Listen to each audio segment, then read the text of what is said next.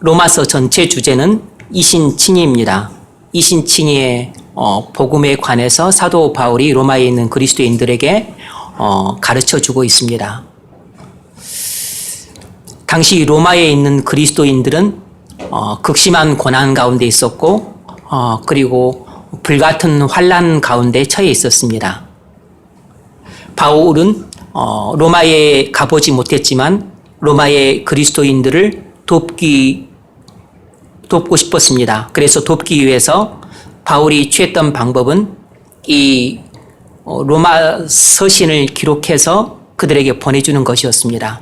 그래서 고난과 환난 가운데 있던 로마의 그리스도인들을 사도 바울이 돕는 방법은 그들에게 복음을 가르쳐 주는 것이었습니다. 이미 그들은 예수를 믿어 구원받은 신자들이었지만 복음에 대해서 깊이 풍성하게 알지는 못했습니다. 그런데 이미 구원받은 그리스도인들이었지만 고난을 이겨내는 것은 쉬운 일이 아니었고 그리고 불같은 환난을 통과하고 있는데 그것을 극복하는 것 또한 넉넉한 일은 아니었기 때문에 그들을 돕기 위한 사도 바울의 최선의 조치는 그들에게 복음을 들려주는 것이었습니다.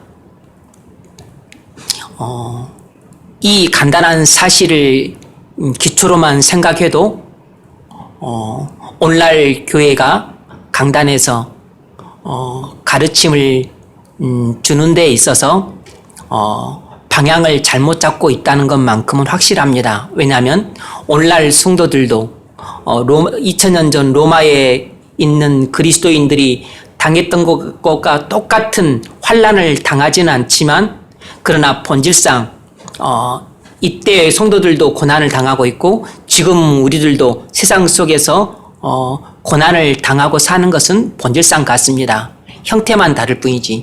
그때는 사자밥이 되고 카타콤에 그들이 들어가기도 하고 아니면 재산을 빼앗기고 동네에서 쫓겨나고 직장을 빼앗기고 가족들과 분리되는 이런 고통들을 겪었지만 오늘날에는 세상의 화려한 유혹에 빠지고 그리고 또 성적인 그런 쾌락의 유혹에 빠지고 그리고 돈의 유혹에 빠지고 세상에 여러 가지 문화의 유혹에 빠지고 또 죄의 유혹에 빠지고 또 사단의 시험에 들고 하는 측면에 있어서 순교의 위험은 적지만 그러나 유혹들은 훨씬 더 많고 그리고 또 시험거리들도 예전만 못지 않습니다.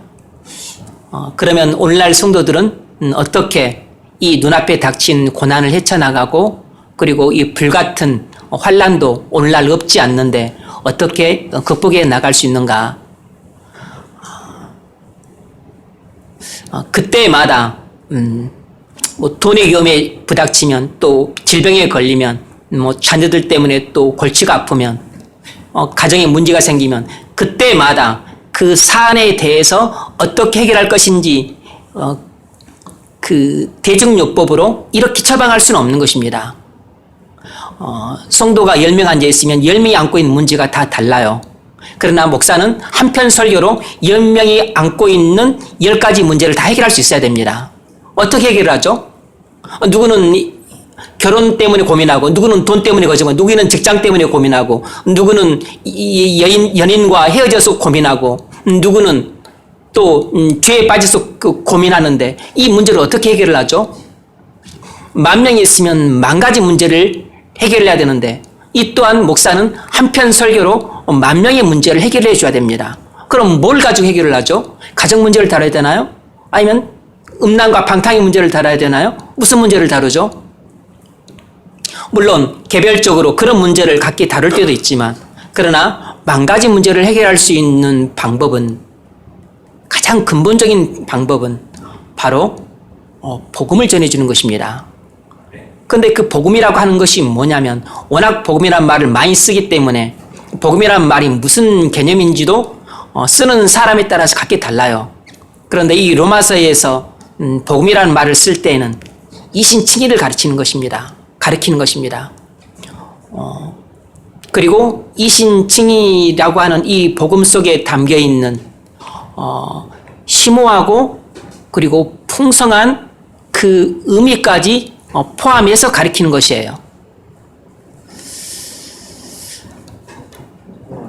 로마의 그리스도인들이 믿음으로 의롭다함을 받은 그리스도인이었지만 그렇다 그래서 그들이 이신칭의 진리에 대해서 정확하고 올바른 이해를 갖고 있는 것은 아니었고, 그리고 그것이 내포하고 있는 그 과거적인 의미, 현재적인 의미, 미래적인 의미, 그리고 깊고 심오하고도 풍성한 모든 의미를 그들이 충분히 깨닫고 있었던 것은 아니었기 때문에 이것을 가르쳐 줌으로써 그들의 시야를 넓혀주고 그들의 안목을 넓혀주고 줌으로써 그들의 믿음을 낮은 데서 높은 데로 고양시켜 주고자 하는 것이 사도 바울이 로마서를 기록한 목적이에요.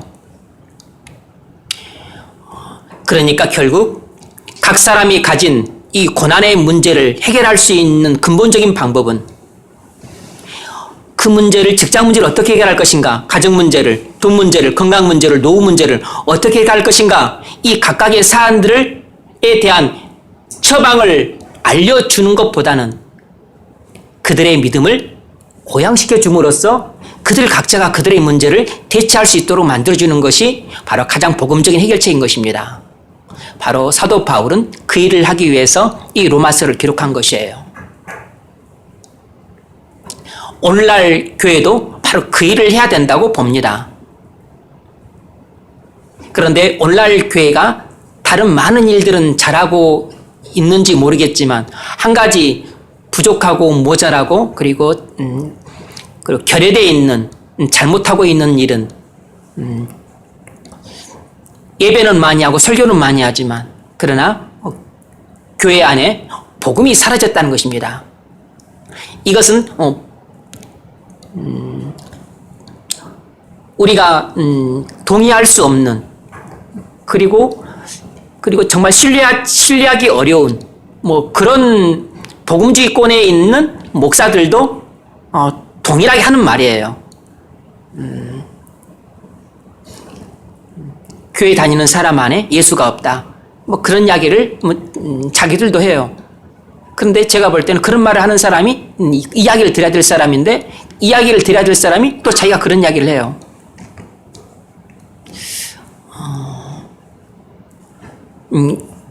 교회는 복음으로 세워지는 것인데, 복음으로 세워졌던 교회가 시간이 50년이 지나고 100년이 지나니까 교회 안에 이제는 가장 내용인, 콘텐츠인 복음은 사라지고 복음으로 말미암아 세워진 교회라고 하는 조직, 껍데기만 남아있는 것입니다.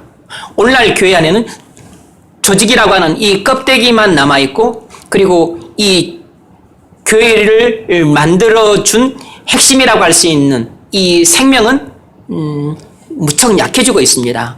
그리고 그 원래 껍데기를 만들어준 이 내용이라고 하는 복음은 점점 사라지고 있는 것처럼 느껴져요. 왜냐 그러면 제가 목회 사역을 하면서 부교육자 사역을 많이 했잖아요. 숱한 교회를 돌아다니면서 현장에서 그것을 무수하게 체험을 했습니다.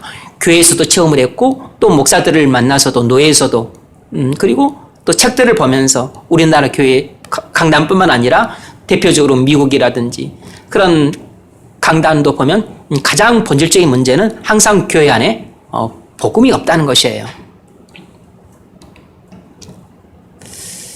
그래서 오늘날 교회 안에는 하나님 나라 전쟁에 나가서 사단의 나라와 싸워서 이길 수 있는 그런 예수 그리스도의 용감한 군사는 찾아보기 어렵고, 대부분 다 폐잔병들만 교회 안에 쭉 늘어져 있고, 그리고 환자들만 질비하게 병상에 누워 있어요. 교회라고 하는 꼴이 맨날 환자들만 누워있는 병원과 같고, 그리고 폐잔병들만 모아놓은 무슨 수용소 같은 곳처럼 되어버렸습니다. 나가서 복음 들고 전도하고 불신자들과 영적으로 싸워서 이기고, 직장에서도 영적으로 싸워서 그 마귀의 수하에 있던 자들을 끌어안고 손에 잡고 예수께로 포로를 끌고 와야 되는데, 오히려 지들이 그 사단의 그 앞잡이들한테 포로로 끌려가가지고 담배 피우고 술 마시고 또 뭐 나쁜 짓 하고 그렇게 오히려 끌려가고 있어요. 이 영적인 싸움에서 죽어 있는 거죠. 그것은 오늘날 교회가 안고 있는 문제인 거죠.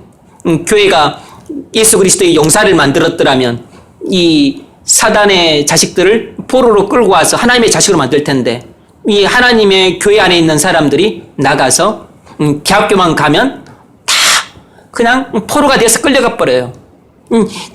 또 안 끌려간 사람들은 또 직장 들어가면 다 또 포로가 돼서 끌려가 버려요. 대학교 들어가면 끌려가고, 직장 들어가면 또 끌려가고, 또 하나 또 가문이 뭐냐면 또 결혼해서 가정을 이루면 또 끌려가요. 이 세 가지 큰 난관이 있어.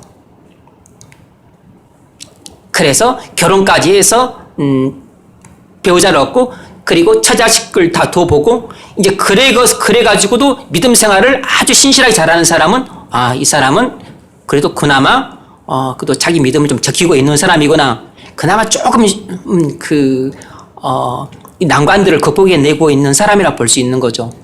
많은 경우는 초중고는 아빠가 이제 데리고 오니까 끌려왔는데, 이제 머리가 굵어지면 딱 대학교 들어가면서부터 이제 자기 멋대로 하는 거죠. 이유가 뭐죠? 이유가 뭐냐면, 저는 하나님께서 우리 교회를 너무 크게 주실까봐 걱정이 돼요. 너무 크게 주실까봐. 뭐 한 10,000명 정도 해주셔도 괜찮은데 막 10만 명, 20만 명이 될까 그게 걱정이 돼.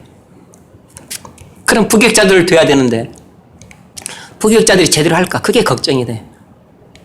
뭐 담임 목사 한 사람만 똑바로 하면 뭐 부격자들을 뭐 잘 간수할 수 있겠지만,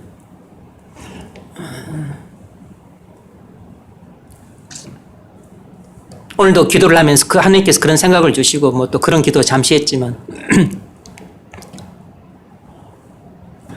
복음은 예전에 이렇게 말씀하신 분을 봤습니다.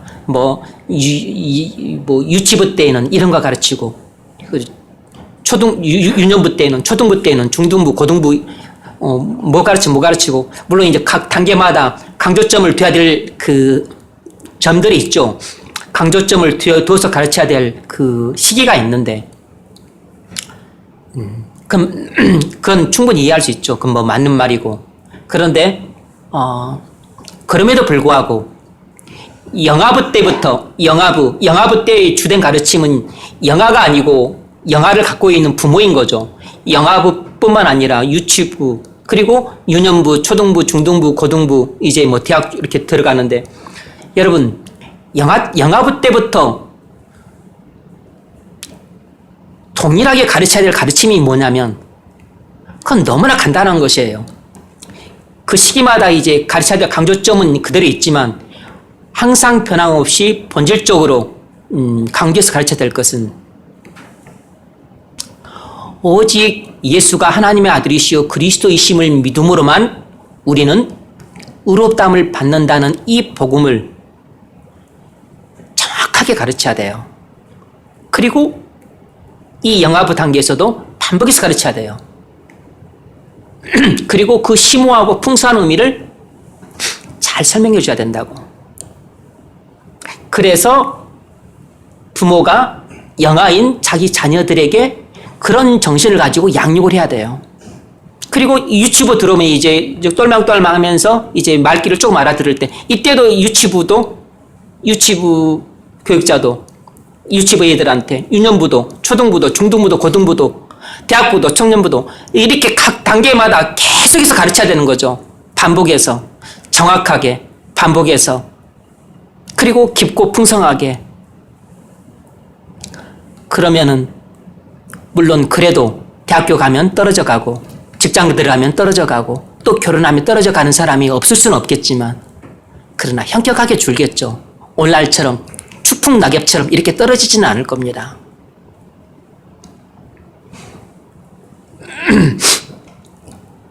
바울의 13권의 서신서 가운데에서 이신칭의에 대한 주제를 그대로 갖고 있는 서신서만 하더라도 2권이에요. 그리고 기본적으로 모든 서신서가 다 이신칭의를 기본적으로 깔고서 써져 있어요.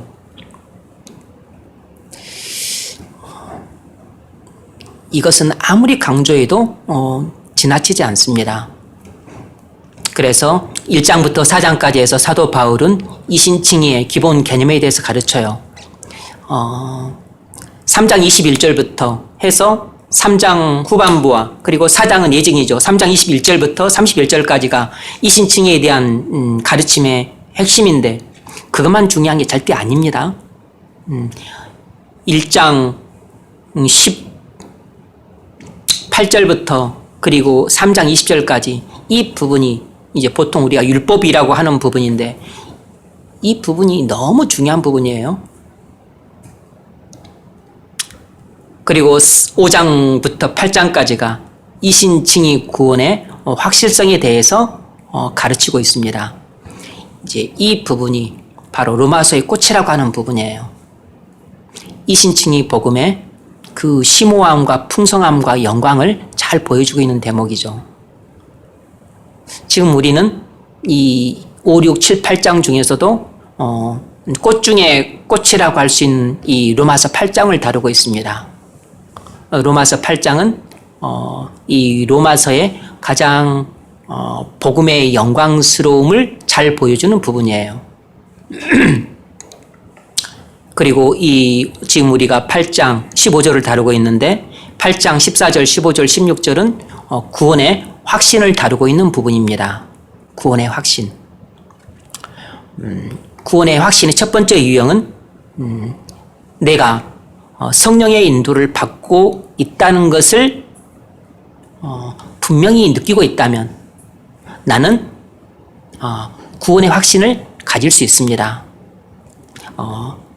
나는 하나님의 자녀라고 하는 확신을 가질 수 있어요.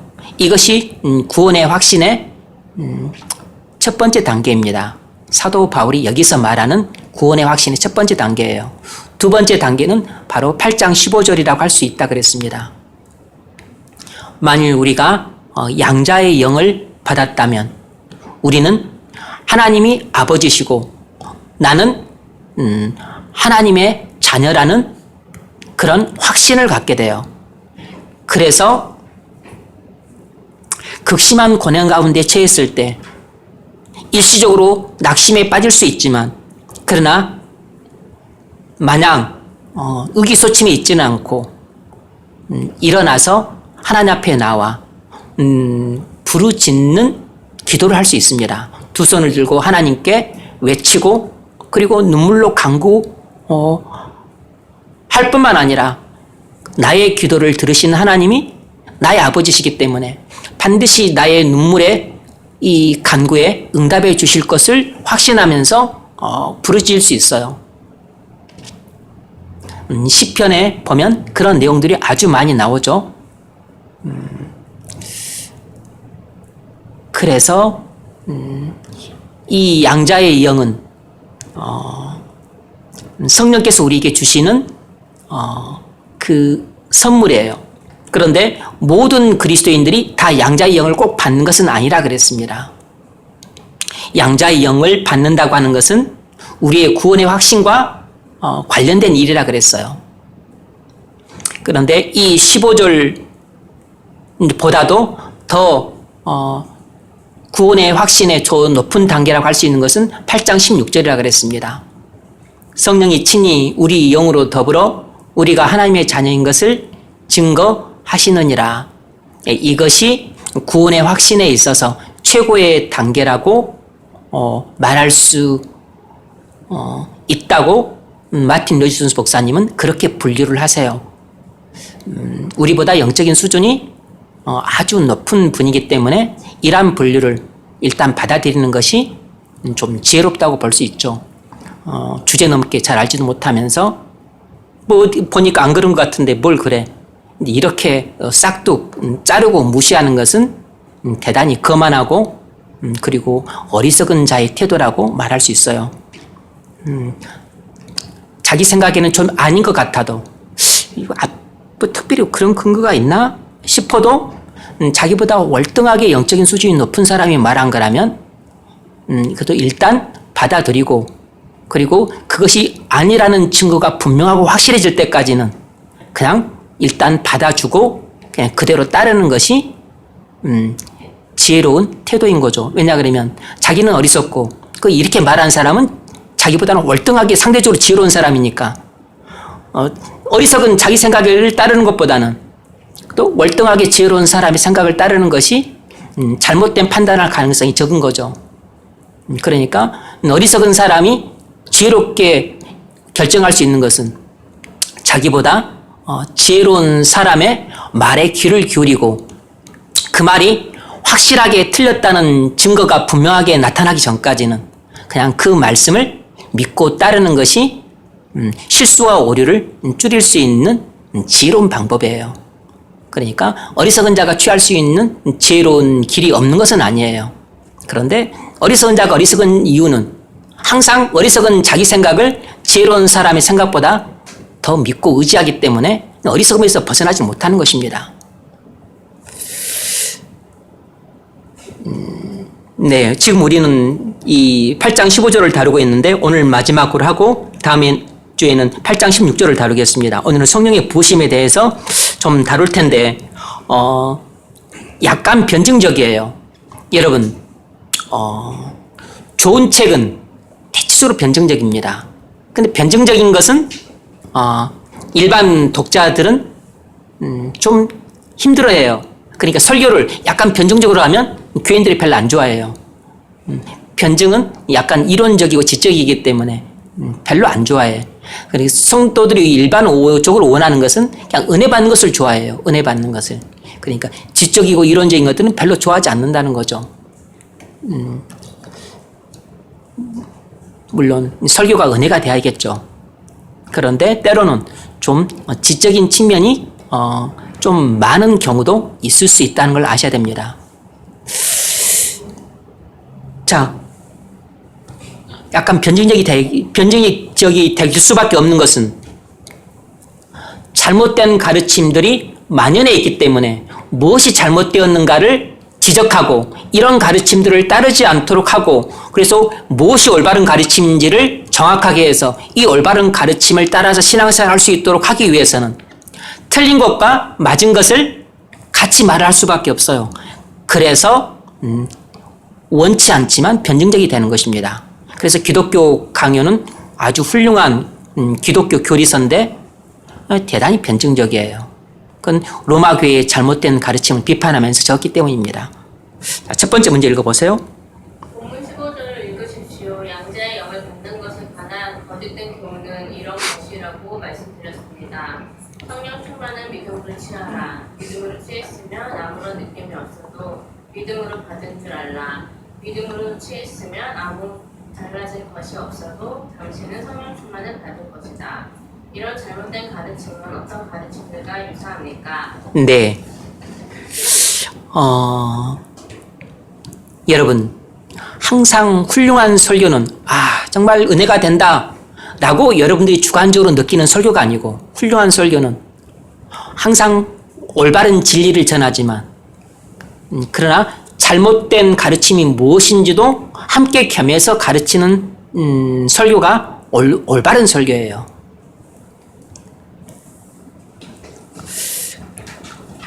그것이 목사이자 교사가 취하는 태도인 것입니다. 목사는 목회만 하는 게 아니고 진리를 가르치기도 하기 때문에 설교는 은혜를 주기도 하지만 그러나 진리를 가르치는 측면도 있으니까 항상 이 두 가지가 겸비돼야 돼요. 이것은 지난 시간에 말씀드렸습니다. 성령 충만함을 우리는 다 받기 원해요. 하지만 성령 충만함을 받는 사람은 극히 드물어요. 어떻게 받아야 될 것인가에 대해서 고민이 많습니다. 그래서 지난 시간에도 이 캐직 기도회 모임에 참석했던 F.B. 마이어 목사님의 이야기를 소개해 드렸어요. 9시부터 11시까지, 밤 9시부터 11시까지 기도회를 하는데 꼭 그렇게 기도를 열심히 해야만 성령 충만을 받나? 이건 아닌 것 같다. 그래서 자기는 나와서 한 11시 정도 그 골짜기를 홀로 거닐다가 하나님께 말을 했어요. 이 어두운 달밤에 성령 충만을 받기 원하는 사람이 있다면 바로 저올시다. 그러면서 나는 이것을 간절히 원하니까 하나님께서는 간절히 원하는 내게 틀림없이 주실 것이다. 따라서 나는 하나님 아버지께서 내게 성령 충만함을 주신 것으로 믿고 받아들였다. 그러나 나한테는 아무런 느낌도 없었다. 하지만 나는 이것을 믿음으로 받았다고 나는 간주했다. 그리고 하나님께 감사했다. 이런 F.B. 마이어 목사님 그 책에 나온 이야기를 잠깐 소개해 드렸어요. 나의 생활을 위한 그리스도인의 생명이라고 하는 책에 이런 내용이 나와 있는데 이런 생각이 잘못된 생각이라고, 이런 가르침이 잘못된 가르침이라고, 믿음으로 취하라, 이런 가르침이 잘못된 가르침이라고, 성령 충만을 믿음으로 취하라, 이런 가르침은 성경 어디에도 없어요. 여러분이 한 가지 구분하셔야 될 것은, 여러분 에베소서 5장 18절을 보면 성령 충만함을 받으라,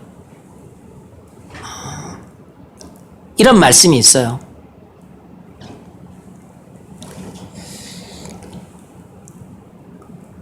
성령 충만함을 받으라.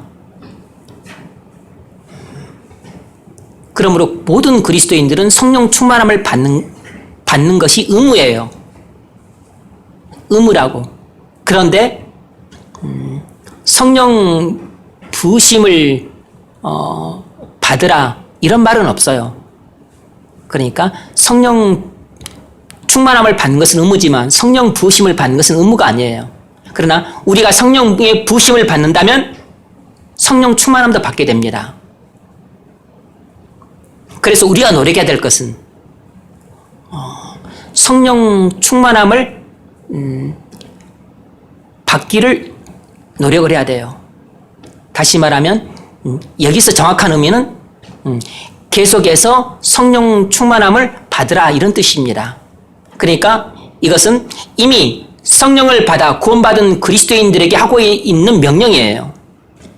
이미 성령을 받아 구원받은 신자의 삶을 살고 있는 그리스도인들만 계속해서 성령 충만함을 유지할 수 있는 것입니다. 그래서 우리는 성령 충만함을 받기 위해서 우리가 해야 될 일들을 열심히 해야 돼요. 그런데 성령의 부으심을 받는 것은, 우리가 성령의 부으심을 받기 위해서 특별히 뭘 노력을 하거나 애를 쓰거나 그렇게 하라고는 하지 않았어요. 성령의 부으심을 받는 것은 하나님께서 우리에게 주권적으로 주시는 선물입니다.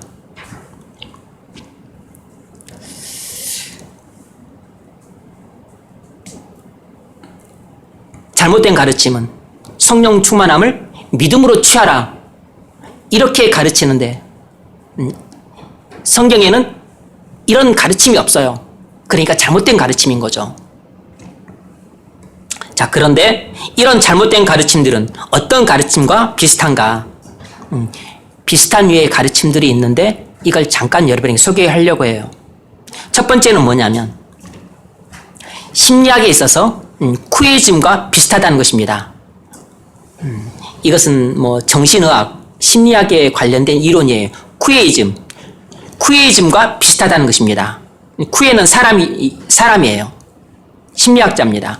이 쿠에는 노이로제나 약한 우울증에 빠져 고통당하는 사람들을 돕는 방법을 설명했습니다. 노이로제에 걸린 사람들은 어떤 육체의 질병으로 고통을 당하는 게 아니라 심리적인 고통을 당하는 것이에요. 그래서 노이로제에 걸린 사람이나 우울증에 빠진 사람들은 항상 불안을 느낍니다. 그래서 퀴즈는 이런 사람들을 치료하기 위한 심리학적인 치료 방법이에요. 그래서 퀴즈는 불안을 느끼는 사람들에게 스스로 이렇게 독백하라고 가르칩니다. 이제 퀴즈의 가르침의 방법이 이런 것들이에요. 잘 들어보십시오. 여러분들이 TV 같은 곳에서도 많이 본 방법입니다. 왜냐하면 심리학자들이 사용하는 방법이니까. 이런 방법이 예컨대 알코올 중독자들, 그리고 마약 중독자들 치료 방법에도 적용되는 방법 가운데 하나예요. 나는 날마다 모든 방면에서 점점 나아지고 있다.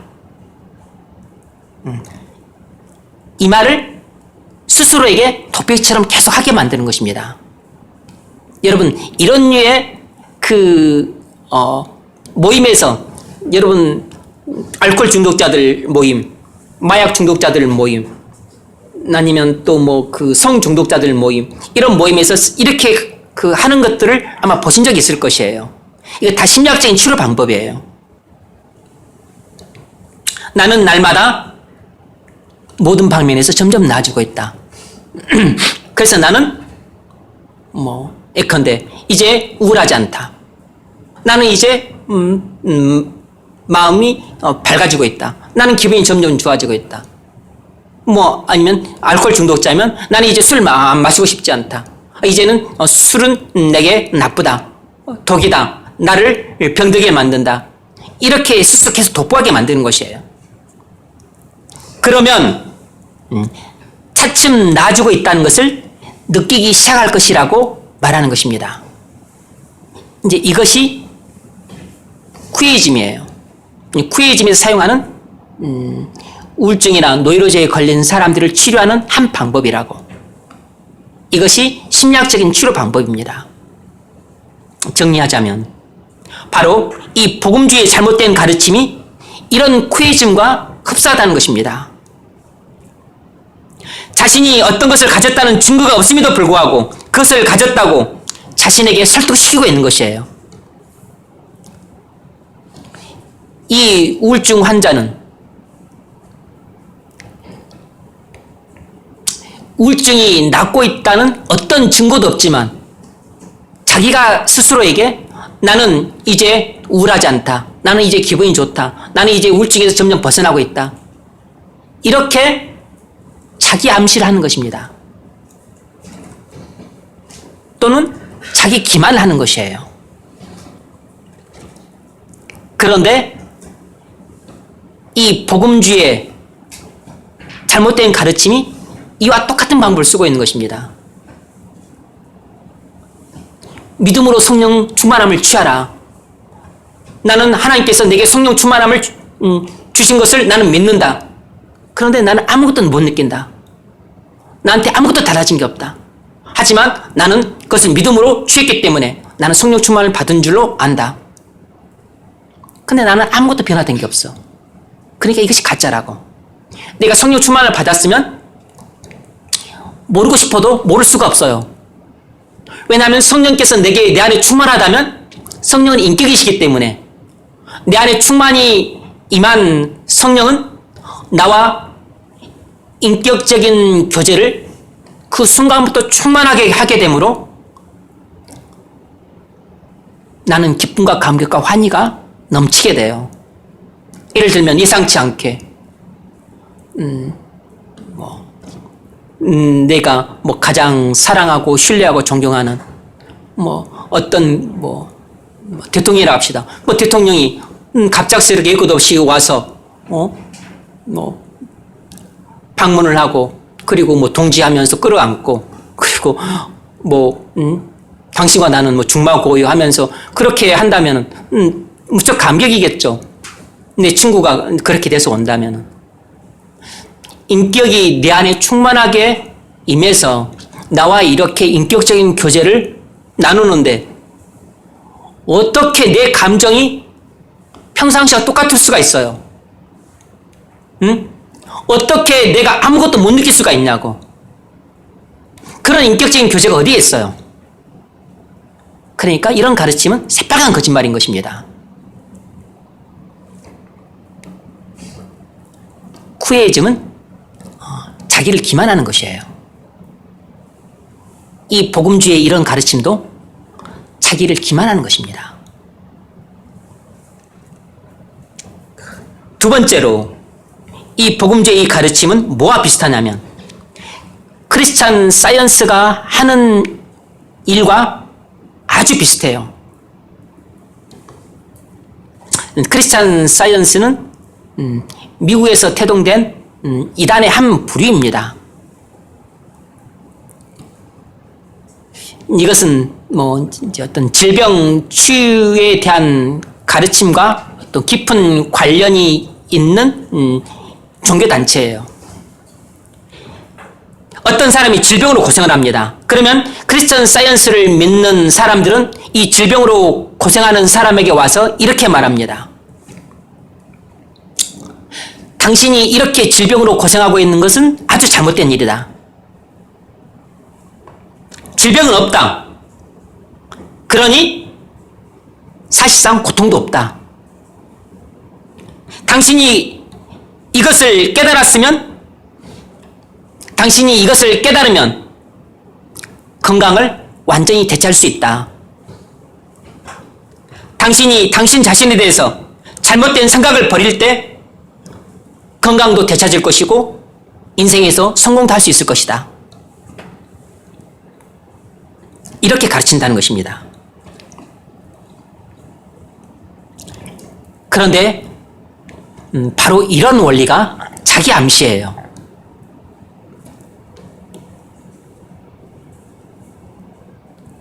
나는 지금 뻔히 질병에 걸렸는데 암에 걸렸고 중풍에 걸렸고 그리고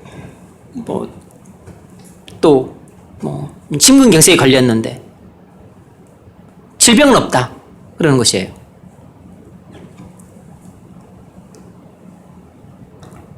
그러니까 나는 지금 고통스러운데 고통도 없다는 것이에요.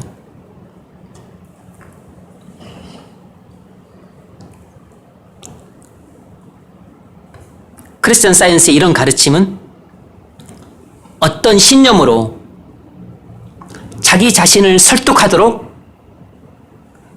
몰아가는 것입니다.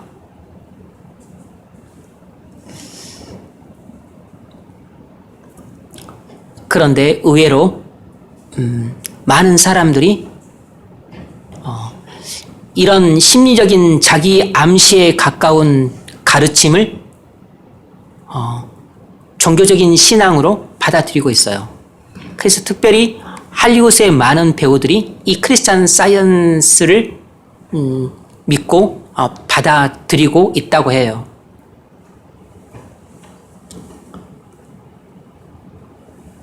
그건 누구죠? 우리나라에 자주 온 무슨 톰 아저씨.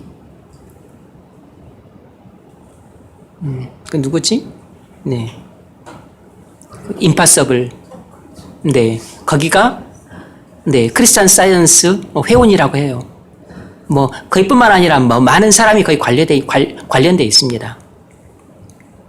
자, 정리하자면 이 크리스찬 사이언스의 가르침은 복음주의의 이 잘못된 가르침과 너무 비슷합니다. 그것을 믿음으로 취하라. 아무것도 느껴지지 않아도 상관없다. 다만 그것을 갖고 있다고 믿고 하나님께 감사해라. 이렇게 말하는 복음주의의 잘못된 교훈과 크리스찬 사이언스의 질병은 없다. 고통도 없다. 네가 이런 올바른 믿음을 갖고 있다면 너는 이런 질병으로 인한 고통에서 벗어나서 건강을 되찾을 뿐만 아니라 네 인생에서 진정한 성공을 이룰 것이다. 이런 신념과 본질상 다를 게 하나도 없습니다. 뭐죠? 전부 자기 암시예요. 자기 기만인 것입니다. 이런 잘못된 가르침들은 우리에게 거짓 평안을 줍니다. 거짓 해방감을 줘요. 그리고 고통과 슬픔으로부터 거짓된 위로를 줍니다. 그런데 많은 사람들이 거기에 넘어가요. 또 자신이 능력을 갖고 있다는 잘못된 확신을 갖게 해요. 그래서 이런 가르침들은 기독교라는 미명 아래에 행해지지만 순전히 심리적인 방법으로서 그 본질이 뭐냐면 바로 사단의 교활한 가르침이라는 것입니다. 기독교라는 미명 아래에서 행해지지만 그 가르침들은 대부분 심리적인 방법들이고 그리고 그 본질은 바로 사단의 교활한 속임수에서 나온 것들이라는 것이에요.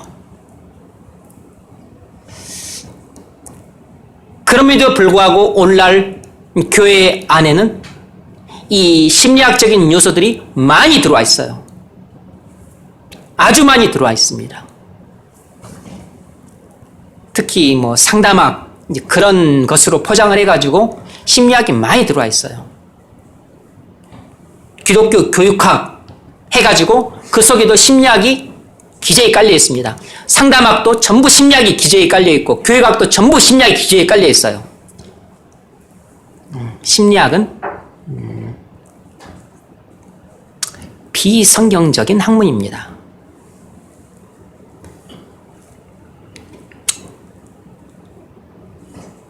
세 번째로 이 복음주의의 잘못된 가르침은 뭐가 비슷하냐면 이 세 번째는 오늘날 교회 안에서 실질적으로 많이 일어나고 있는 일이기 때문에 잘 들으셔야 됩니다.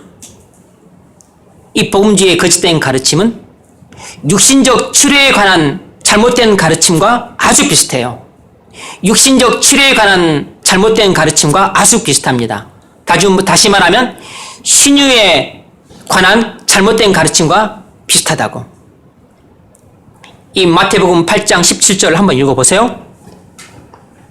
이는 선지자 이사야를 통하여 하신 말씀에 우리의 연약한 것을 친히 담당하시고 병을 짊어지셨도다 함을 이루려 하심이더라. 아멘. 이것은 이사야서 53장에 나와 있는 말씀을 요약한 거죠. 주께서 우리는 다 양 같아서 그릇 행하여 각기 제 길로 갔거늘 여호와께서는 우리 무리의 죄악을 그에게 담당시키셨도다. 여호와께서는 우리 무리의 죄악을 그에게 담당시키셨도다. 그 앞부분에 보면 또 우리의 상함과 우리의 질병을 주께서 대신 담당하셨음을 이야기하고 있어요. 그래서 그것을 요약해서 지금 마태는 이렇게 인용을 하고 있는 거죠. 우리의 연약한 것을 친히 담당하시고 병을 짊어지셨도다. 이 한 말씀의 근거에서 이렇게 가르치는 사람들이 있습니다.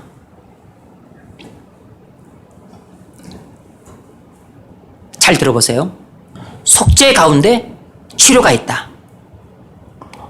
이것은 아주 신선한 이야기입니다. 특히 병자들이나 중병에 걸린 사람들한테는 귀가 번쩍 뜨이게 하는 말씀이에요.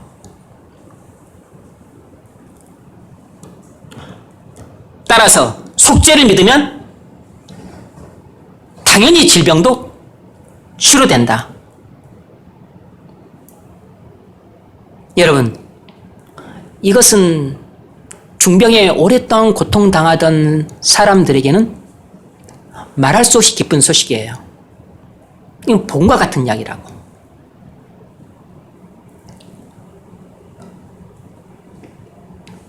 그리스도께서 우리의 모든 죄와 질병에서 구원하셨음을 믿는다면 그리스도께서 우리의 모든 질병을 치료해 주실 것도 믿어야 한다. 따라서 질병으로 고통당하면서 그리스도인이 질병으로 고통당하면서 살아서는 안 된다. 예수 그리스도께서 치료를 약속하셨다. 그 약속을 믿음으로 취하면 우리의 모든 질병은 치료될 것이다. 그 약속을 믿음으로 취해라. 전 아무것도 못 느끼겠는데요. 믿음으로 취하겠습니다. 그런데 아무것도 못 느끼는데요. 이렇게 말합니다. 여러분이 무엇을 느끼든 상관없다. 약속을 믿음으로 취하면 고침받는다. 그것을 또 반박하고 불신하면 나는 믿음이 없는 사람으로 취급당하니까 또 그렇게 대적도 못해요.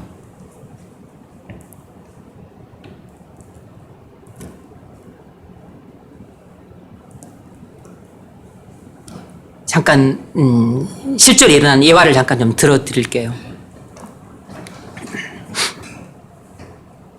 영국에 있는 어떤 목사님이 신유에 관한 이런 교훈을 믿었습니다. 그 목사님 사모도 역시 마찬가지로 믿었어요. 그런데 그 사모가 암에 걸렸습니다. 사모님은 신유에 관한 이 교훈을 믿고 수술하지 않았어요. 의사는 즉시 수술하면 완치될 수도 있다고 말을 해줬음에도 불구하고 이 사모님은 자기가 수술을 받게 되면 자기 믿음은 자기는 이 약속을 믿음으로 취한 것이 아닌 것으로 판명된다고 생각했기 때문에 수술 받는 것을 거부했어요. 그래서 이 목사님과 사모님은 필드에 있는 성마틴 교회의 집회에 참석을 했습니다. 병을 고치는 순서에 치료받기 위해 앞으로 나갔어요.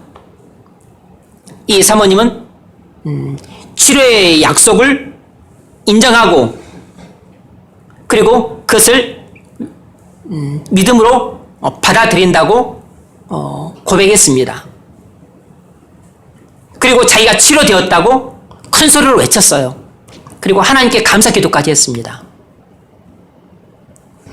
그리고서 목사님과 사모님은 자기 교회에 돌아와서 교인들과 주변 사람들에게 자기들에게 일어났던 일들, 자기가 했던 일들을 공공연하게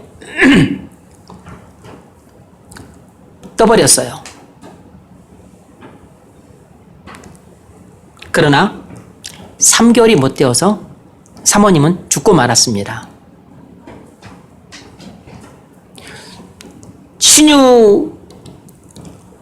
치유를 받았음을 믿음으로 취했는데 그리고 취할 때 아무것도 느끼지 못했고 아무런 것도 변화가 없었어요. 그런데 자기는 치료받았다고 그렇게 믿고 받아들였습니다. 근데 실제로는 아무 일도 일어나지 않았던 거죠. 그래서 3개월 만에 죽고 말았어요. 비슷한 사례가 또 하나 있습니다. 맨날 목사님 이야기만 나오네. 어떤 목사님이 신유를 너무 확신했습니다. 집회에서 신유를 믿지 않는 사람들을 믿음이 없다고 꾸짖게 했어요. 이 목사님 사모님은 중병에 걸렸었는데 믿음으로 자기가 치유되었다는 것을 받아들였습니다. 그러나 아무것도 느끼지 못했어요. 자기가 달라진 것을 조금도 느끼지 못하겠다고 말했습니다. 하지만 치유를 믿음으로 받아들였어요. 자기 느낌에는 아무 관심도 갖지 말라는 그러한 공고에 순종을 했습니다. 느낌이 있든 없든 상관없으니까 그런 거 신경 쓰지 말라는 말을 받아들였어요. 그렇게 하지 않는 것은 하나님 말씀을 불신하는 것이라는 그 충고를 따랐죠. 그런데 그 사모님은 10일 만에 죽고 말았습니다. 여러분, 정리하자면 믿음으로 취하라, 이런 가르침은 성경에 없는 잘못된 가르침입니다. 성령 충만을 믿음으로 취하라, 너가 병 고침 받았다는 것을 믿음으로 취하라, 이런 가르침은 완전히 잘못된 가르침이에요. 아무것도 느끼지 못해도 신경 쓰지 마라, 믿음으로 당신은 그것을 이미 받았다, 하나님께 감사하라. 여러분, 성경은 어디서도 이런 식으로 가르친 적이 없어요. 이런 가르침은 다 거짓된 가르침입니다.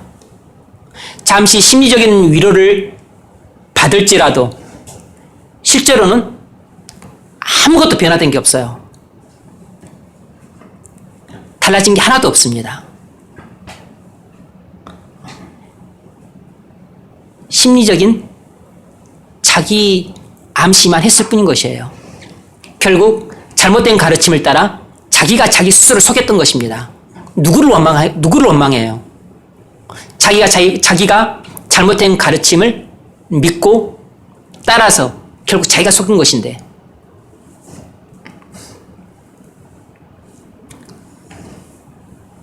그래서 여러분, 오늘날 정통교회의 교단 마크를 달고 심지어는 우리 교단처럼 이렇게 개혁주의 교단임을 자랑스럽게 얘기하면서 이렇게 커다란 신학교도 운영하고, 여러분 우리 교단의 총회 신학교는 뭐 가장 큰 신학교고, 그리고 뭐 훌륭한 신학교예요.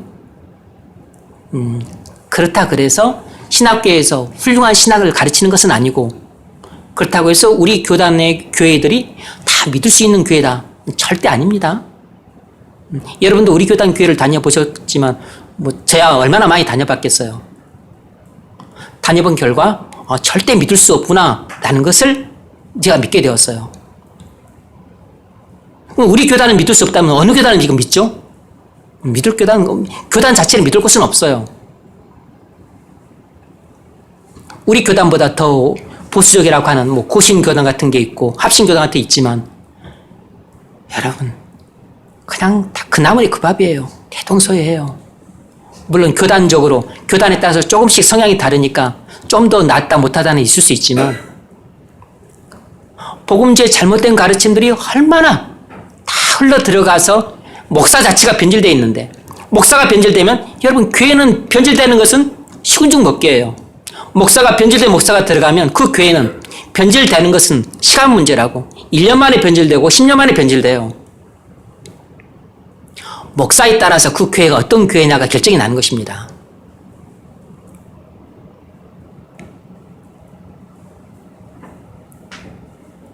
목사가 어떤 신학과 교리를 갖고서 강단에서 말씀을 전하고, 그리고 또 목회에 어떤 방법을 취하는가, 뭐 그것에 따라서 교회가 결정이 나는 거죠. 여러분들이 뭘 결정할 수 있어요? 여러분들이 뭘 할 수 있죠? 여러분들은 10명이든 100명이든 1000명이든 10,000명이든 100만 명이든 여러분들이 결정할 수 있는 것은 거의 없어요. 목사가 다 결정하는 것입니다. 목사 한 사람이 결정하는 거라고. 물론 뭐 재정 운영에 관해서 뭐 예배당을 뭐 10층으로 할 건가 아니면 11층으로 할 건가, 그런 것은 뭐 좀 상의를 할 수 있겠지만, 중요한 것은 목사가 다 결정을 해요. 목사가 잘못된 가르침을 전하면 여러분들이 분별할 수 있겠어요? 여러분이 무슨 수로 분별을 해요? 그게 잘못됐다는 것을 여러분들이 성경으로 입증을 해야 되는데 그럴 만한 능력이 있어요? 못해요, 여러분.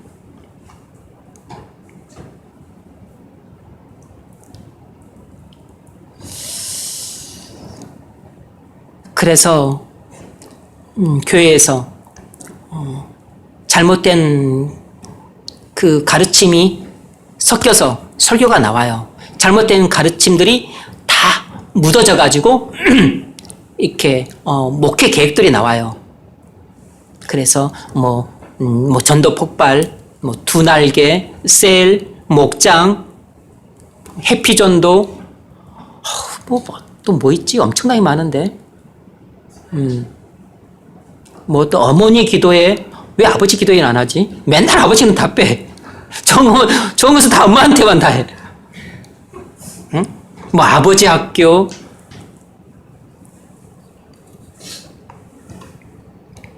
여러분 이것들이 전부 목사의 신학과 교회에서 나온 겁니다.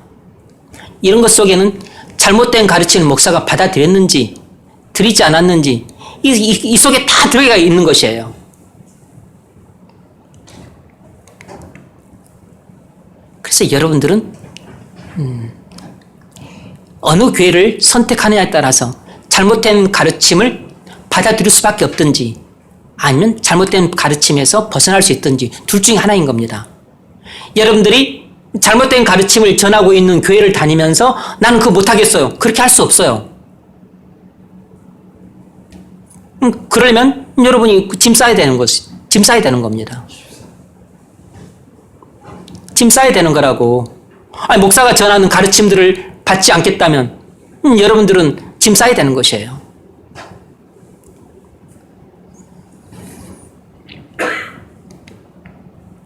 그러므로 여러분들이 무엇이 올바른 가르침인지를 정확하게 배울 뿐만 아니라 이것이 본질적으로 제일 중요하지만 또 한편으로는 무엇이 잘못된 가르침인지도 이것을 배우면서 틈틈이 배워야 돼요. 틈틈이 배워야 되는 거라고.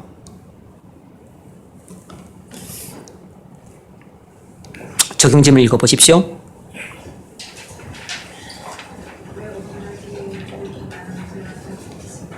네, 왜 오늘날 교회는 이렇게 많은 불행한 사람들이 있는가?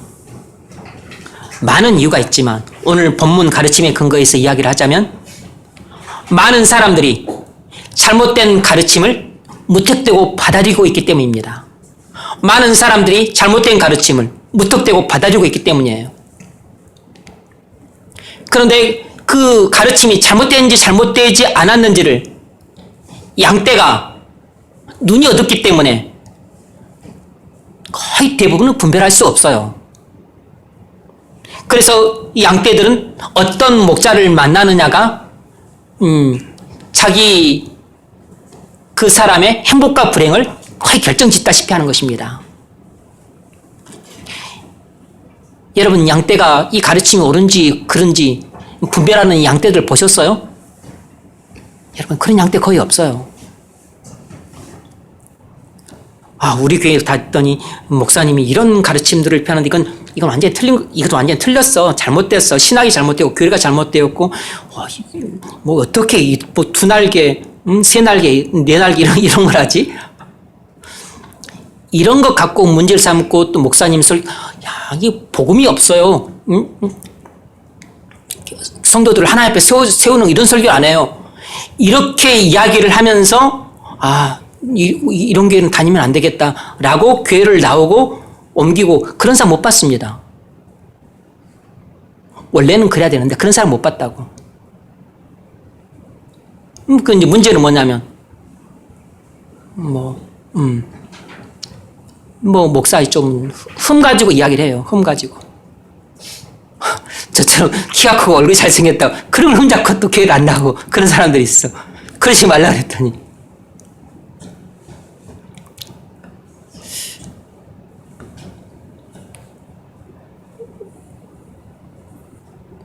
성도들이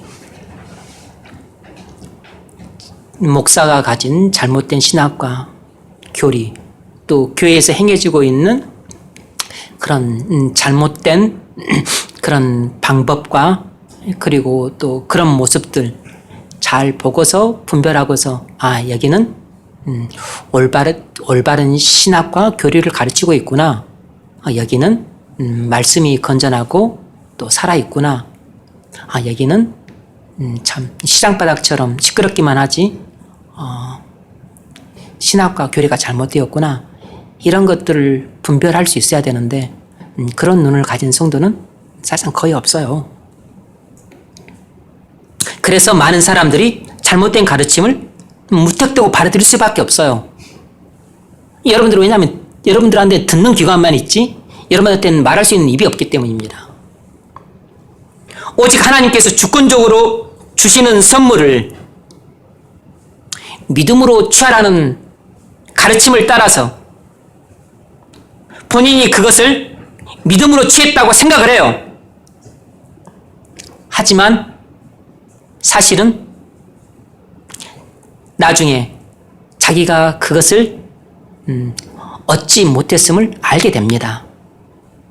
그러니까 허탈하고 공고한 것이에요. 그래서 고통이 배가가 되는 것입니다. 낙심이 되는 것이에요.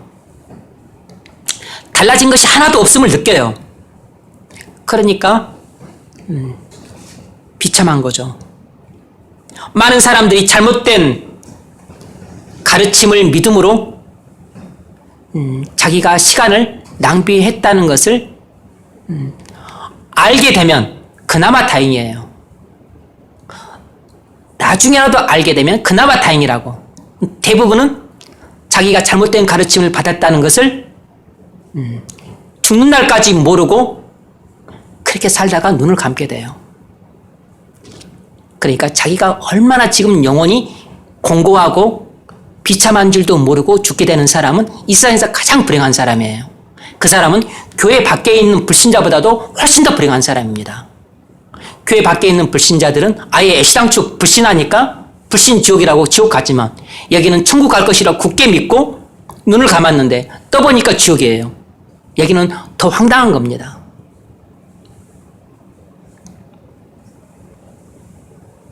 여러분, 거짓말은 위험합니다. 그런데 말입니다. 거짓된 가르침은 거짓말보다 훨씬 더 위험해요. 거짓된 가르침은 여러분 반진리예요. 반진리. 절반만 진리라고. 이것이 처음부터 끝까지 다 새빨간 거짓말이 아니고 절반은 맞고 절반은 틀려요. 그래서 사람들이 대부분 속는 것입니다. 그래서 반진리는 거짓말보다 훨씬 더 위험한 것이에요. 그래서 거짓말과 거짓된 가르침은 다른 것입니다. 거짓된 가르침은 거짓말보다 훨씬 더 위험해요. 왜냐하면 자기가 속고 있다는 사실을 모르니까.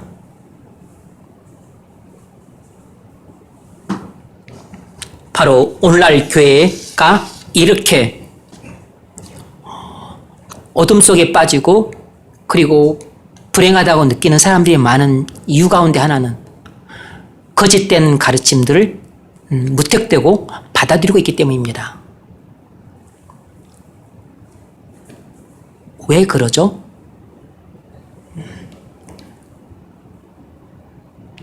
오늘날 교회를 지배하고 있는 어떤 흐름이 있다고 한다면 그건 피상성이에요. 피상성. 예, 목사도 대단히 피상적이고 그리고 설교도 가르침도 대부분 피상적이에요. 아주 얕아요. 깊이가 얕다고 높이도 낮고 그리고 넓이도 좁고 그리고 길이도 짧아요. 그러니까 오늘날 교회에서 태어나는 신자들도 되게 피상적인 신자들입니다. 그리고 신앙 자체가 천박해요. 깊이도 얕고 높이도 낮고 넓이도 좁고 길이도 작은 난쟁이들만 주로 나오고 있어요. 그럼 목사가 난쟁이니까 교인도 난쟁이인 거죠. 신학과 교리가 많이 삐뚤어져 있고 일그러져 있기 때문에 신자들도 삐뚤어지고 일그러진 신자들만 많이 나옵니다. 그래서 교회에서 목사가 교회를 30년, 50년 목회를 했는데 이 성도들이 잘하는 것을 보면 알 수 있죠. 성도들이 교회를 30년, 50년, 70년을 다녔는데 교인들 된 모습을 보면 알 수 있다고. 교회에서 그 교인들 중직자들이 되고 이렇게 뭐 장로님이 되고 권사님이 된 부신들을 그 신앙을 보면 그 교회에 기둥이고 들보들이잖아요. 기둥이고 들보들이라고. 그럼 기둥이고 들보들인 사람들을 보는데 이건 기둥이라고 말하기가 너무 좀 민망해요. 기둥이라고 말하기 너무 민망하다고. 뭐 간짓대 같고 그것도 막 또 굽어져 있고 막 벌어져 있고 들보라고 하는데 무슨 뭐 막대기 같은 게 있어.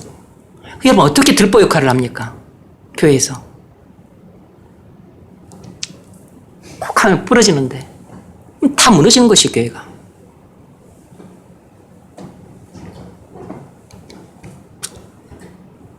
그래서 올바른 신학과 올바른 교리를 가진 목회자들에 의해서 올바른 가르침을 받는 것이 아주 중요한 것입니다. 그래야만 신앙도 경건해질 수 있고 그리고 경건한 신앙이 올바른 진리를 아는 지식을 더해가면서 콩나물 쉬루에 콩나물 자라듯이 그렇게 보이지 않게 자라가는 것입니다. 여러분, 신앙이 자라는 데에는 오랜 시간이 필요한 것이에요. 그리고 거기에는 많은 성경을 읽고 묵상하기 위한 많은 땀을 흘려야 되고, 그리고 하나님 앞에 기도하고 눈물로 간구하는 데 있어서 많은 눈물을 뿌려야 돼요. 여러분, 땀을 흘리지 않고 눈물을 뿌리지 않고 신앙이 자라는 그런 신앙의 나무란, 그런 나무란 없어요.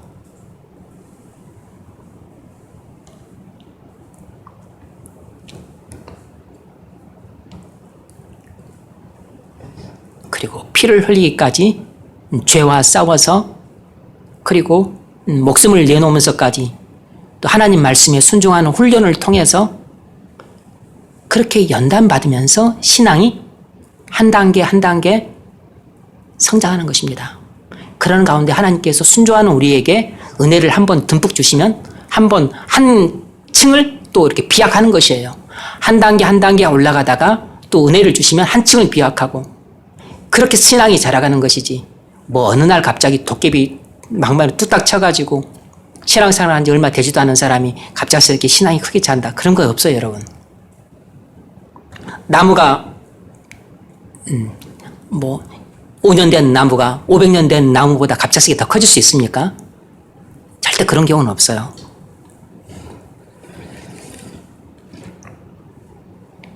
두 번째 문제 읽어보십시오.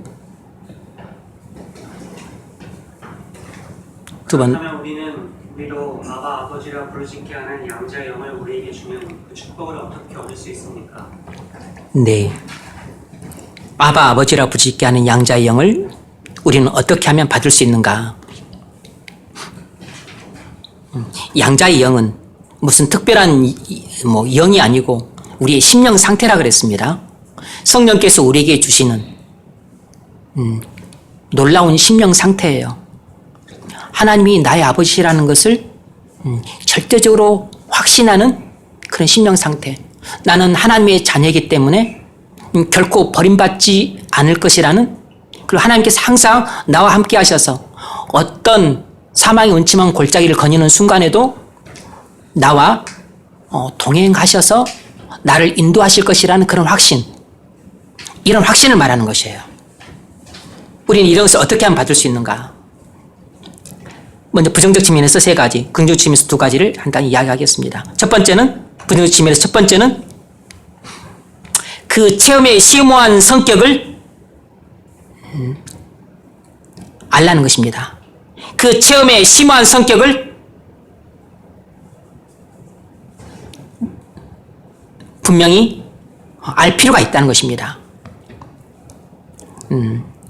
17세기 영국 청교도 토마스 구딘이 들었던 비유를 잠깐 말씀드리겠습니다. 아버지가 사랑하는 아들과 길을 걸어갈 때는 손을 잡고 길을 걸어가요. 그럴 때 아들은 아버지가 나를 참 사랑하신다는 것을 평상시도 알았지만 이렇게 자기 손을 붙잡고 걸어가는 이 순간에 더욱 느낄 수 있죠. 그런데 갑자기 아버지가 자기를 들어 올려서 자기 품에 안고 얼굴에 입을 맞춥니다. 그리고 얼굴을 비벼요. 그러니까 그때 아들은 뭘 느끼겠어요? 아버지가 나를 이렇게 끔찍이도 사랑하시는구나 라는 것을 그 순간에 더욱 뜨겁고 분명하고 확실하게 느껴요. 뭐죠? 아버지와 아들의 이 관계에는 아무런 변화가 없어요.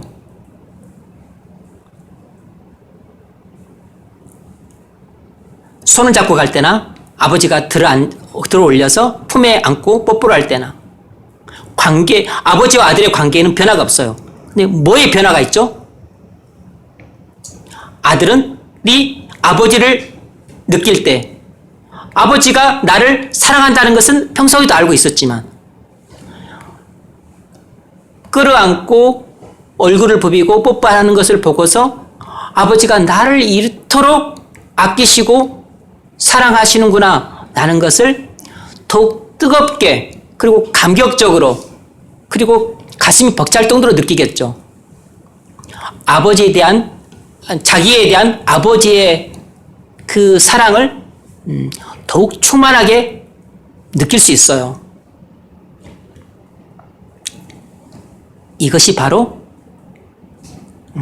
성령께서 우리에게 양자의 영을 부어주실 때 우리가 하나님 아버지께서 나를 사랑하신다는 것을 평상시도 알고 있지만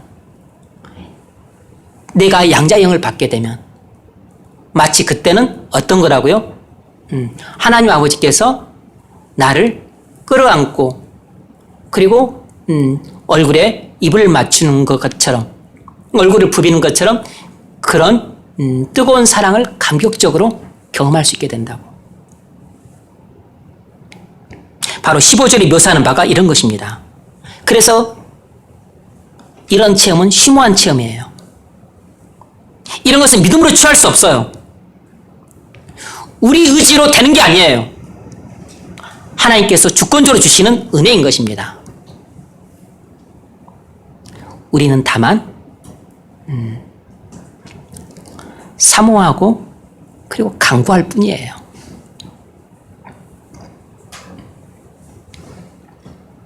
두 번째로 양자의 영은 주어지는 것이지 취하는 것이 아니라는 것입니다. 양자의 영을 주시는 분은 하나님이세요. 하나님께서 정하신 때 정하신 방법으로 주십니다. 그래서 우리는 그것을 받을 뿐이에요. 예컨대 이 캐직 모임에서는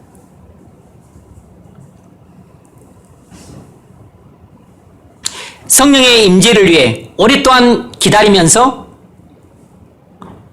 많은 사람들이 집회에 참석을 했어요. 많은 사람들이 성령 충만함을 받기 위해서 집회에 참석해서 오랫동안 기다립니다. 여러 시간 동안. 때로는 그날 밤을 새워가면서 성령께서 자신들에게 충만히 임재하기를 믿음으로 기다리고 있는 것이에요. 심지어는 수일 동안 기다리는 것입니다. 여러분 어떻습니까? 참 놀라운 믿음의 사람들로 보여지죠. 응? 그런데 이것이 올바른 방법은 아니라고.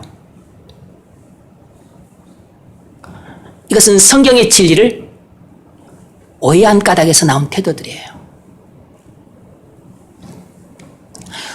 우리가 성령 충만함을 다 사모해요. 그리고 성령 충만함을 받기 위해서 우리가 기도하고 그리고 또 받기 위해서 노력을 해야 됩니다. 성령 충만함이 아니고 이 성령의 부으심. 그런데 이 성령의 부으심은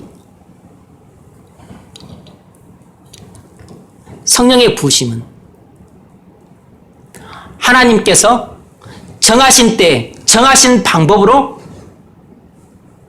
주시는 것이에요. 정하신 때 정하신 방법으로 주시는 것이라고. 그러니까 내가 때를 정해서 임의로 오랫동안 기다린다고 해서 주시는 것이 아니에요. 내가 때를 쓴다고 해서 주시는 것이 아니라고. 하나님께서 주시는 때를 알 수 없기 때문에 나는 때를 정해서 언제든지 성령이 부어주시기를 사모하는 마음으로 기도하고 그리고 기다릴 수 있어요. 그리고 또 무시로 시도 때도 없이 성령을 부어주시기를 또 간구할 수 있습니다. 그런데 내가 또 때를 정해서 몇 시간 동안 또 밤을 새가면서 아니면 수일 동안 그렇게 하는 것은 그렇게 성경적이라고 볼 수 없습니다.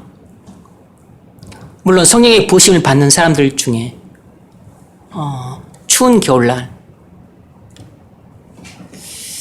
그렇게 그냥 밤새도록 기도를 하는데 꼭 무슨 성령 부심을 받기 위해 기도를 하는 게 아니에요. 그냥 성령의 감동을 받아서 하나님께서 기도하라고 하시니까 그냥 추운 겨울날 이거 히터도 없이 그리고 또 옛날이니까 아주 추운 때죠. 날씨도 춥지만 또 난방도 잘 안 되는 때. 그런 데 가서 벌벌 떨면서 옷게 입고서 와서 이렇게 기도를 그냥 하는 것이에요. 하나님의 인도와 감동을 받아서 기도를 하니까 기도를 하고 있는데 그리고 자신이 너무 지금 가난해가지고 가난해서 너무 사는 게 힘들어. 너무 고달파. 집에는 빚밖에 없고 그리고 내 학비를 대줄 사람도 없고 나를 특별히 보살펴 줄 사람도 없고 의지할 리가 없어. 그래서 그냥 나는 이 고난이 가득 찬 현실 때문에 나는 기도를 하는 것이라고. 그래서 믿음으로 극복하기 위해서 나는 기도할 뿐인데 하나님이 나를 찾아오시는 것이라고.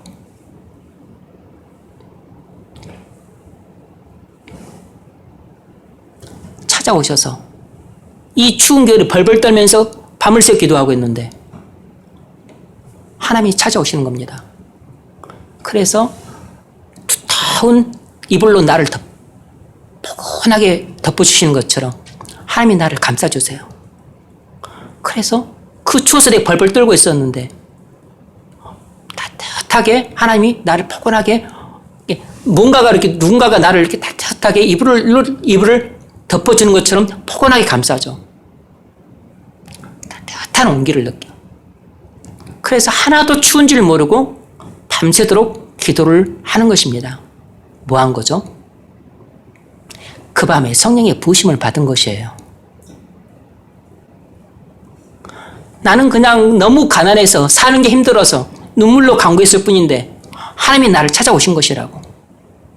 그래서 나는 성령의 부으심을 특별히 간구한 것도 아닌데 하나님이 나를 찾아오셔서 내게 성령을 부어주신 것이에요. 바로 그런 게 성령의 불을 받은 것입니다.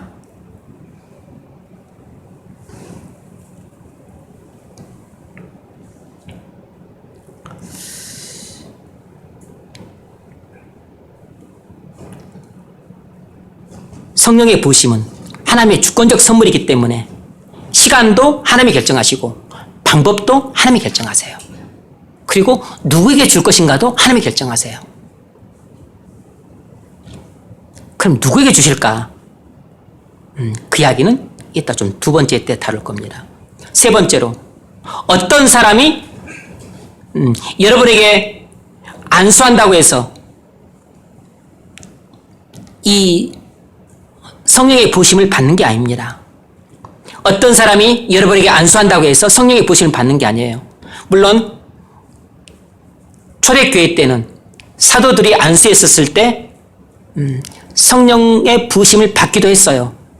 사도행전 19장 6절을 보면 사도 바울이 에베소에 처음 방문했었을 때 너희가 믿을 때 성령을 받았느냐 그랬더니 우리는 성령이 있음을 듣지도 못했노라 하자 사도 바울이 에베소 교회 12 제자들에게 머리에 손을 얹고 안수할 때 성령이 그들에게 충만히 임했다 그랬어요. 사도행전 19장 6절 읽어보세요.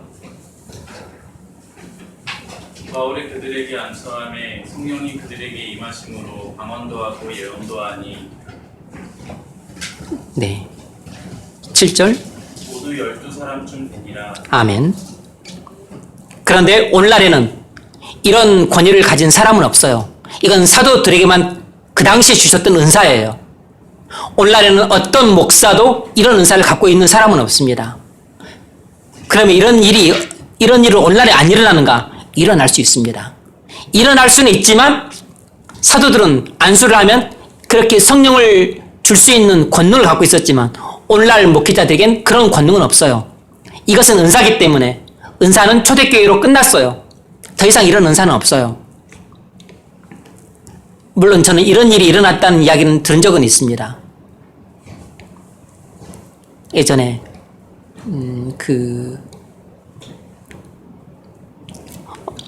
어떤 내 교회에 있었을 때 태국에 있던 어떤 선교사님이 또 술 마시고 뭐 그렇게 방탕하게 세상 속에 살던 어떤 성도를 만나 복음을 전하고 그의 머리에 손을 얹고 이렇게 그냥 기도해 줬는데 갑자기 그 사람이 막 통에 자복하면서 회개하는 일이 일어났어요.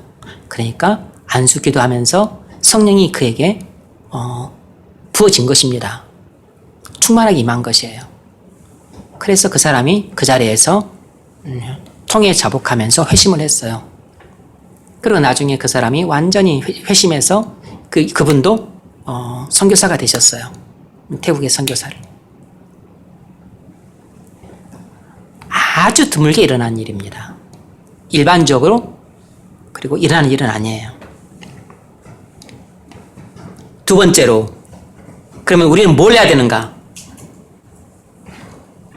우리가 이런 성령의 부으심을 받으려면 어떻게 해야 되는가? 도대체 누구에게 이런 성령의 부으심이 임하는가? 첫 번째로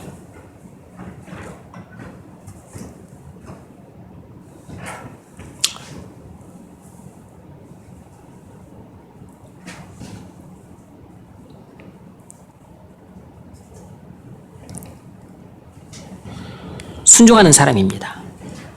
순종하는 사람. 우리가 이런 성령의 부으심을 받기를 원한다면 평상시 하나님 말씀을 순종하는 삶을 살아야 돼요.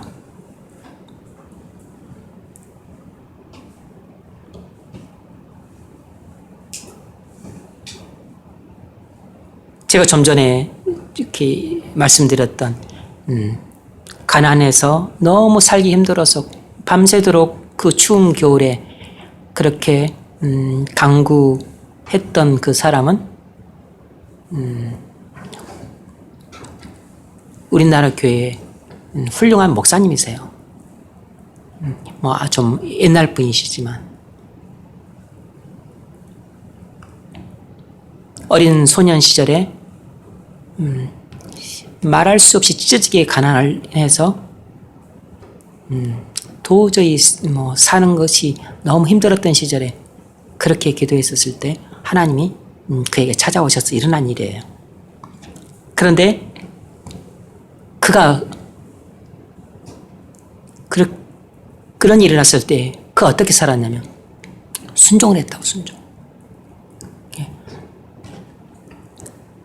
예배에는 빠지지 않고,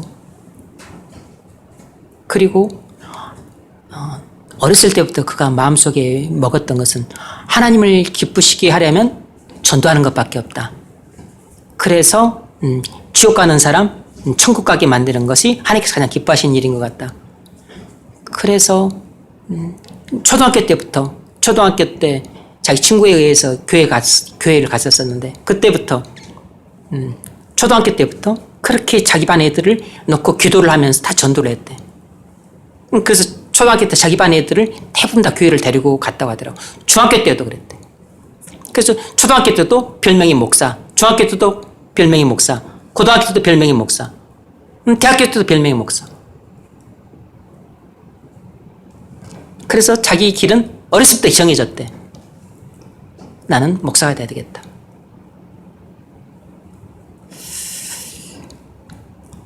그래서 하나님을 기쁘시게 하기 위해서 어떻게 살아야 될까?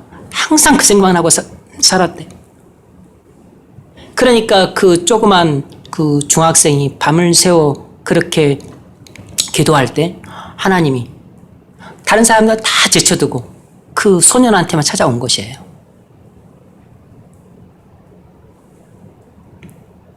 그래서 하나님이 따뜻하게 저를 품어주셔서 그 추운 겨울에 아무런 추위도 느끼지 못하고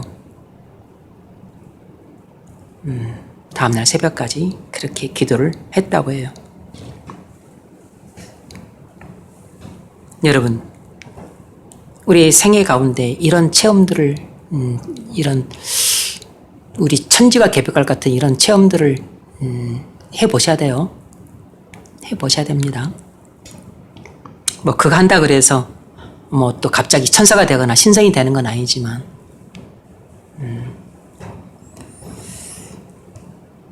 여러분, 왜 순종하는 사람에게 이런 게 임하죠? 왜냐하면 이런 축복을 진정으로 사모하는 사람은 순종하는 삶을 살기 때문에 그래요. 그래서 내가 이런 축복을 진정으로 사모하는가, 그 증거는 순종으로 나타나는 것이에요. 이런 축복을 진정으로 사모하는 사람은 하나님 말씀을 평상시에도 순종하는 삶을 산다고. 그래서 여러분이 이런 성령의 부으심을 받는 것을 진정으로 사모한다면 여러분도 평상시에 하나님 말씀을 순종하는 삶을 살 것입니다. 그래서 나는 특별히 그것을 구하기 위해서 기도하지 않았는데 그냥 나는 사는 것이 너무 힘들어서 그냥 기도하고, 그리고 그런 어려운 상황 가운데서도 순종할 수 있게 해달라고 기도하고, 그리고 하나님을 기쁘시게 하기 위해서 내가 뭘 해야 될까? 어떻게 해야 될까? 나는 그것을 위해서 기도를 했는데 나는 구하지도 않고 찾지도 않은 것을 하나님은 내게 오셔서 그냥 내게 주신 것이라고. 나는 구한 적도 없고 찾은 적도 없는데 하나님께서 그 선물을 주신 것이라고. 왜냐하면 하나님은 그를 너무 사랑하시니까. 그를 사랑해서 그를 현실적으로 괴롭히고 있는, 가난을 해결할 수 있는 돈을 주신 게 아니에요. 또 그를 부잣집으로 양자로 보내준 게 아니라고. 그에게 하나님 자신을 주신 것이에요. 성령을 주신 것이라고.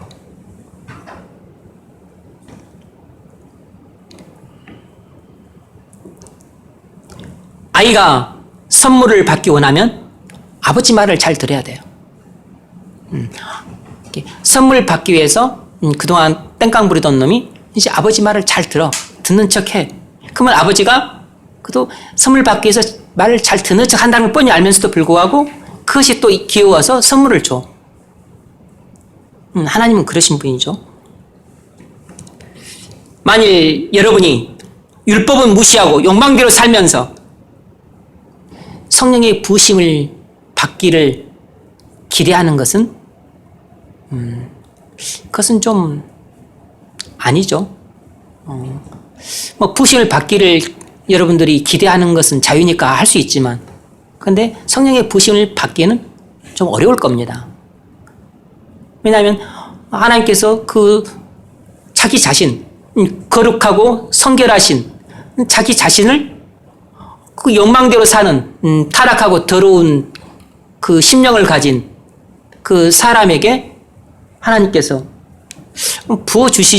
부어주시지는 않죠.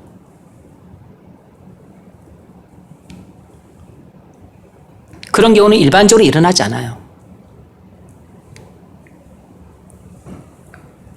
만일 여러분들이 성령이 부으심을 여러분들이 받기를 진정으로 사모한다면 우리는 하나님 말씀을 평상시에 순종하는 삶을 사는 것이 가장 필요합니다. 그러면 우리가 생각하지 않은 때, 그리고 생각하지 않은 방법으로, 사실 나는 구하지도 않았는데 하나님께서 내게 가장 좋은 선물, 하나님 자신을 주세요. 그것이 바로 성령의 부으심이라고. 두 번째로, 누가 그런 축복을 받을 수 있는가? 당연히 기도하는 사람이죠. 당연히 기도하는 사람이에요. 그 축복 받기를 너무 사모하니까 사모하는 마음으로 기도하는 사람이에요. 읽어보세요. 누가복음 11장 13절.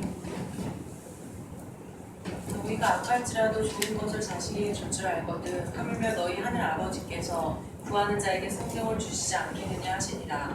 아멘. 악한 자라도 자식에게 좋은 것을 주려고 합니다. 하물며 하늘에 계신 우리 아버지께서 구하는 자에게 가장 좋은 것을 주시겠죠. 그게 뭐죠? 그 그게 성령입니다. 그게 성령이에요. 여러분, 성령을 구하면 받는다는 뜻은 아니에요. 그냥 우리는 거듭나지 않은 사람도 성령을 받아야 돼요. 영적으로 기갈되어 있는 사람도 성령 충만함을 받아야 됩니다. 그리고 하나님께서 주신 사명을 충성스럽게 감당하려는 사람도 성령을 받아야 돼요. 성령의 부심을 받아야죠. 여기는 성령으로 거듭남을 받고, 여기는 성령 충만함을 받고, 여기는 성령의 부심을 받아야 돼요. 모두가 다 성령을 받아야 돼요. 우리는 모두가 다 성령을 필요로 합니다. 그 필요를 느끼고 그리고 그것을 간절히 원하는 사람은 기도하지 않을 수가 없어요. 기도하지 않는 사람은 어떤 사람이죠? 성령 없이도 나는 그냥 살만하다라는 사람이죠. 배부른 사람한테 굳이 더 밥을 줄 필요 없죠. 성령 없이도 나는 살만하다 한 사람한테 하나님께서 굳이 성령을 주시지는 않을 겁니다.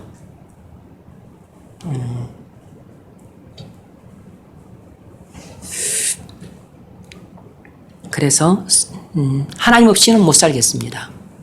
그리고 이 상태로는 못 살겠습니다. 차라리 나를 죽이든지 살리시든지, 나를 데려가시든지, 아니면 내게 성령 충만함을 주시든지,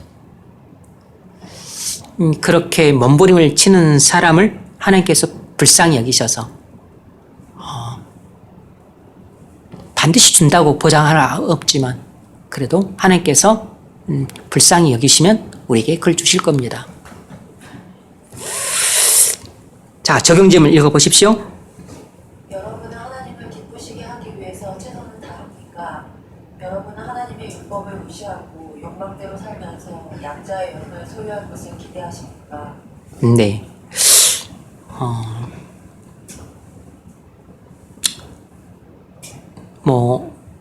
우리가 성령의 부으심과 성령 충만함에 대해서 우리가 지금 이 주제로 배우는 것은 아니니까 다 다루진 못하지만, 우리가 성령의 부으심을 받기를 원한다면, 첫 번째는 순종하는 삶을 살아야 됩니다. 그리고 두 번째는 기도해야 돼요. 그리고 순종하는 사람과 기도하는 사람에게 하나님께서 당신이 원하는 때, 당신이 원하는 방법으로, 그리고 당신이 원하는 사람에게 성령을 부어주세요. 누구에게 성령이 부어질지는 하나님만 아세요. 근데 일반적으로 누구에게 부어주신다고요? 순종하는 사람에게, 그리고 기도하는 사람에게. 순종하고 기도하는 사람에게 하나님께서 성령을 부어주세요. 그러면 뭐 할 수 있죠? 그걸 가지고 세상에서 성공하고 출세하고 잘 먹고 잘 사는 게 아니고, 많은 사람들이 그런 식으로 구하는데, 그런 식으로 구하는 사람한테는 주지 않습니다. 그리고 혹 그런 의도를 갖고 있는 사람한테 주어지는 경우도 있는데, 이제 그런 자기의 성공과 출세의 재료로 삼는 사람은 오히려 그렇게 해가지고 크게 망합니다. 완전히 크게 망해요. 차라리 선물을 안 받는 것만 못할 정도로 완전히 패가망신하게 됩니다. 하나님은 이런 목적으로 우리의 일신의 영달과 가정의 행복을 위해 주시는 게 아니고 우리의 사명을 감당할 수 있도록 하기 위해서 성령을 주시는 것이에요. 사명을 감당하려면 어떻게 해야 되죠? 죽도록 충성을 해야 돼요. 죽도록 충성할 수 있는 사람은 누구냐면 성령의 부으심을 받은 사람이에요. 우리가 사명을 감당하려면 죽도록 충성을 해야 됩니다. 적당히 순종해 가지고는 절대 안 돼요. 그래서 여러분들이 저는 죽도록 순종하고 싶습니다. 제 사명을 죽도록 충성하고 싶습니다. 그래서 성령이 필요합니다. 저한테 성령의 부심이 필요합니다. 그러면서 여러분들이 간구를 하셔야 돼요. 그러니까 목숨을 내걸고 간구를 하셔야 된다고. 그리고 간구하기 전에 뭘 해야죠? 순종하는 삶을 살아야 돼요. 순종하는 삶. 그래서 순종하고 기도하는 사람에게 하나님께서 성령을 부어주실 겁니다. 여러분들도 성령의 부심을 받아서 하나님께서 여러분에게 맡기신 사명을 죽도록 충성하며 감당할 수 있기를 주의 이름으로 축원합니다.